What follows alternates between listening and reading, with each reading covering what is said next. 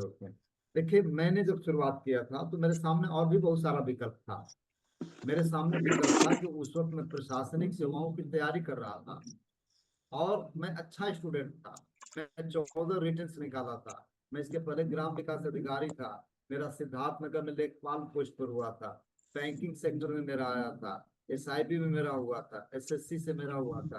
तो कुल मिला जुला करके मेरे पास ऑप्शन बहुत थे। फिर मैंने इसको क्यों चुना?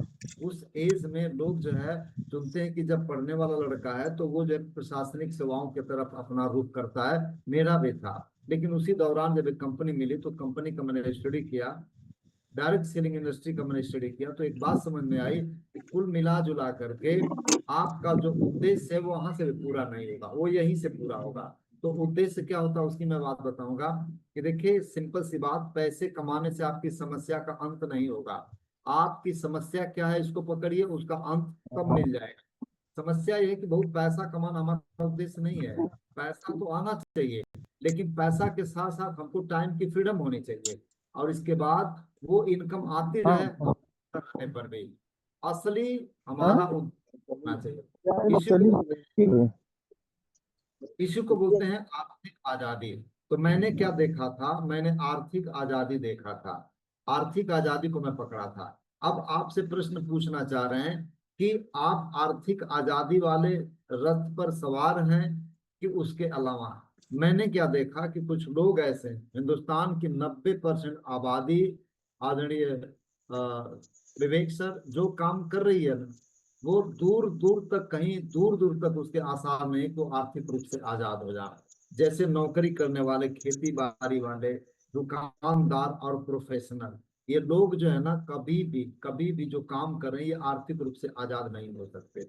आजादी का क्या है ना कि जो आजाद लोग हैं वो काम नहीं करते, वो काम करते हैं सिस्टम बनाने में।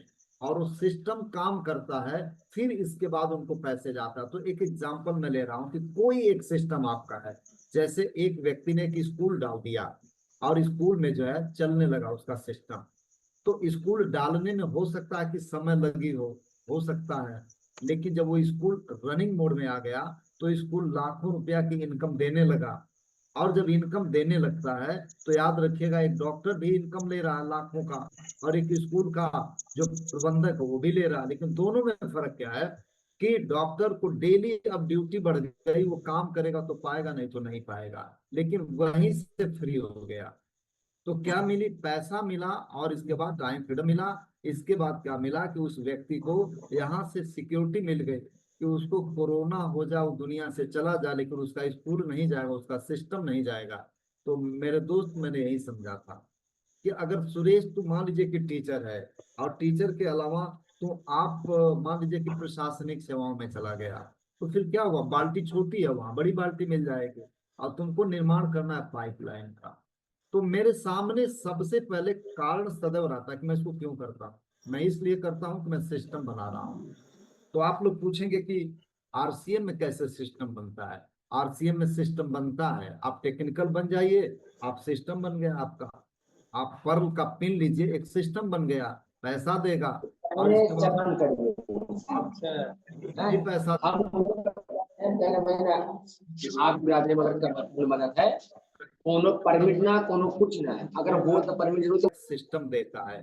अब आप या तो करोड़ रुपया लगाइए या तो आरसीएम का टेक्निकल चले जाइए। तो यहाँ जो मिरेकल मॉर्निंग में आपको बताया जाता है मेरे दोस्तों, ये दिखाया जाता है कि आओ देखो किस तरह से बिना करोड़ रुपया लोग करोड़ रुपया को मात दे रहे हैं। अभी आप इस पोर्टल पर देखिएगा, तो पोर्टल पर आने वाले बहुत सारे लोग ऐसे हैं जिनके पास, छोड़िए बाइक साइकिल के टायर बदलवाने के पैसे नहीं हुआ करते थे, खुद की कोई जो है इनके पास व्यवस्था नहीं थी, लेकिन आज दे दिए। तो काम इसलिए करना है कि आरसीएम बिजनेस में अगर आप 3 साल तक अच्छे से काम कर दिए तो आप एक सिस्टम के मालिक हो जाएंगे और सिस्टम आपको फ्री कर देगा। मैंने यही समझा था, मेरे काम करने का मोटिव यही रहा। अब आगे की मैं बात करूंगा कि इस बिजनेस को मैंने क्यों बंद करिए भैया, कलाकारी बंद कर दीजिए ना, तो सर करिएगा आप बंद आगे जाकर के अपने टीम में। तो 3 काम करना पड़ेगा। 3 काम सिस्टम बनाने के लिए आरसीएम में आपको 3 मुख्य काम कौन सा है? पहला काम है कि आपको अपनी व्यक्तित्व, अपनी पर्सनालिटी को इम्प्रूव करना पड़ेगा। इसको नोट करिएगा आप लोग। दूसरा चीज कि अपनी जानकारी को अपग्रेड करना पड़ेगा, और तीसरा चीज आपको काम करना पड़ेगा। इन तीन सेक्टर में हमको अगर काम करेंगे तो हमारा सिस्टम बन जाएगा। तो आइए एक्सप्लेन करते हैं कि पर्सनालिटी का मतलब क्या, जानकारी का मतलब क्या, और काम क्या क्या करें। तो दोस्तों, पर्सनालिटी का मतलब क्या कि इसमें टीम बनाना पड़ता है। आप लोगों से संपर्क, ध्यान से समझिएगा इस बात को। हम अगर लोगों के पास जाते हैं तो यूं कहिए कि हम लोगों का इंटरव्यू लेते हैं तो लोग ही हमारा लेते हैं। का नाम अब जाना पहचाना है, ऐसा नहीं कि लोग आरसीएम को नहीं जानते। अब लोग ये खोज रहे हैं कि आरसीएम तो करना है, लेकिन किसके डाउन लाइन में जो एक अच्छा ग्रुप खोज रहे हैं। तो इसमें आपको दो चीजें सही करना पड़ेगा, एक बाहरी व्यक्ति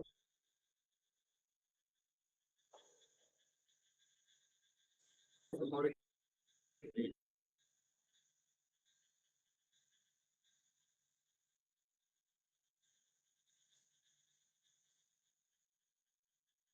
ये जो ब्रिज में से निकाला गया हो। और जानते हैं, उसकी इनकम जो है ना लाखों में थी। मैंने अब तक नहीं देखा था भाई साहब। मैं देखने के लिए इनके सेमिनार को मैं चला गया था बनारस, और वाकई जब मैं देखा ना तो कम सुना जितना मैं पाया। तो सर का जो ड्रेसिंग सेंस रहा ना पहले ही दिन से लाजवाब, परफेक्ट रहा, बिल्कुल परफेक्ट रहा है। तो कोई और नहीं, वो हम लोगों के गुरुदेव आदरणीय राकेश शर्मा साहब हैं। तो साहब हिंदुस्तान के सबसे डिमांडिंग इसलिए है ना कि ये सब चीजों का ध्यान रखते हैं। यही अपना शोरूम है।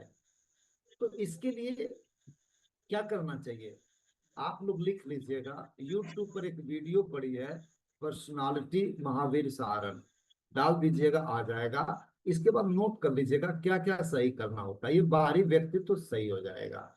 इसके बाद बात आती है आंतरिक पर्सनालिटी की, इंटरनल पर्सनालिटी। जब किसी व्यक्ति के साथ आप बात करते हैं तो ये कुछ ऐसा ही है कि शोरूम तो बाहर से बहुत अच्छा है, लेकिन शटर जब उठता है ना तो उसमें जो मटेरियल है उसका पता चल जाता है कि अंदर है क्या चीज। तो जब आपका ये शटर खुलता है, जब आप बोलते हैं ना, तो सामने वाला अंदाजा लगा लेता है कि क्या ये गुरु बनाने लायक है कि नहीं। तो बाहरी व्यक्तित्व तो एक दिन में सही कर लेंगे, लेकिन जो भीतरी व्यक्तित्व है मेरे दोस्त, इसको बनाने में वक्त लगता है। इसके लिए वक्त लगता है, आपको कुछ इंफॉर्मेशन डालनी पड़ेगी।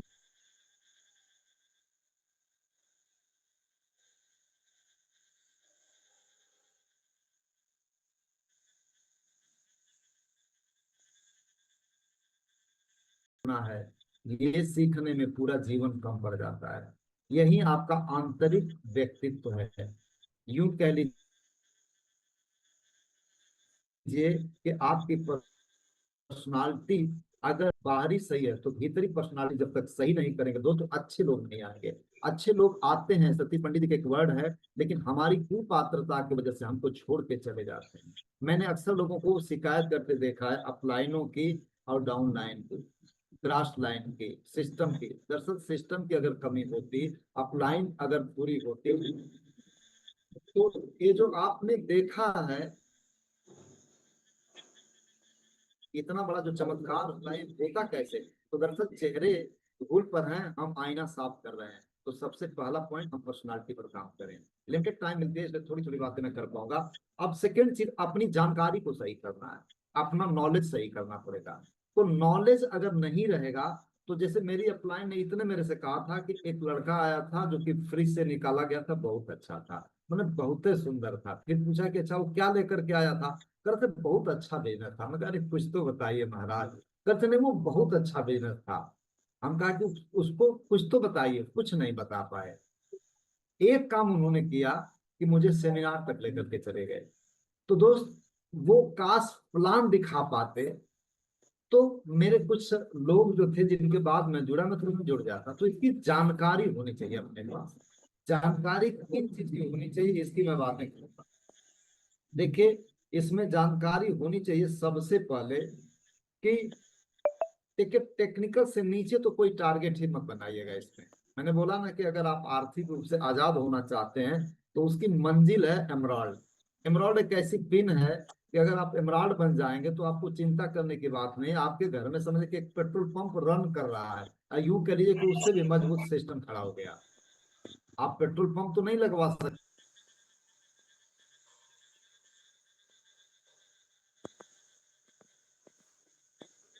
आदमी जो है वो पैसे कमाने के लिए काम करता है, और जो आर्थिक आजादी या फाइनेंशियल फ्रीडम के लिए काम करता है वो सिस्टम बनाने के लिए काम करता है। तो सिस्टम के लिए उन्होंने 3 चीजें बताई अपने आगे बढ़ने के लिए, पर्सनैलिटी डेवलपमेंट, जानकारी और अपने अपडेशन के लिए। तो आज का सेशन जो है Recording नॉलेज in progress. करते हैं, लेकिन अभी हमारे पास जो सबसे इम्पोर्टेंट चीज़ है वो है गुरु प्रसाद। हमारे बीच में हमारे स्टार सफायर आदरणीय राकेश सर हैं। उनकी जो आशीर्वचन और आशीर्वाद के बिना तो सुबह का पोर्टल कंप्लीट हो ही नहीं सकता। तो आप सबकी जोरदार तालियों के बीच में मैं इनवाइट करने जा रहा हूँ स्टार सफायर आदरणीय Rakesh sir. Please welcome on the screen sir. बहुत बहुत धन्यवाद विवेक कोहली सर, और बहुत बहुत बधाई आपको। आपकी ये इस पोर्टल पे पहली होस्टिंग है, और जितने भी साथी हमारे सामने बैठे हैं, आप सबका ड्रीम बनना चाहिए कि आपको टेक्निकल अचीवर बनना है। आपकी भी स्टोरी यहाँ पे आनी चाहिए, और जो साथी स्टोरी पार्ट में आते हैं उनका भी ड्रीम बनना चाहिए कि विवेक कोहली सर की तरह हमें भी होस्टिंग करनी है। और कोई भी अगर आपका सपना होगा ना और उसके लिए आप काम करोगे तो डेफिनेटली वो सपना पूरा होगा। और बहुत ही शानदार आज आपने शुरुआत की, और पहली होस्टिंग और इतनी ज़बरदस्त, तो इसके लिए पूरी टीम की तरफ से, पूरे पोर्टल की तरफ से बहुत बहुत धन्यवाद, शुक्रिया sir, thank you. Story part में आज हमने झारखंड के डाल्टनगंज, एक सिटी है, छोटा सा सिटी है, उसके एक बहुत ही शानदार और बहुत ही dynamic leader Dinanath Mehta sir को सुना। और दीनानाथ और पूजा मेहता दोनों मिलके हस्बैंड वाइफ आरसीएम में पूरी डेडिकेशन के साथ में काम करते हैं, पूरा समर्पण है आरसीएम को लेके। और एक बहुत अच्छी बात बताई सर ने कि इस महीने की इनकम 83,000 आई है। देखिए, एक महीने की 83,000 रुपए की इनकम, डाल्टनगंज में ऐसे बहुत कम लोग होंगे जो इस तरह की इनकम लेते हैं। ये पावर आरसीएम की है, और आने वाले समय में दीनानाथ सर की इनकम 8,30,000 रुपए महीना भी आएगी। ये पावर सिस्टम की है, इस सिस्टम के साथ रहेंगे तो बहुत कुछ होगा। तो आज के शानदार स्टोरी पार्ट के लिए दीनानाथ सर आपका बहुत बहुत धन्यवाद।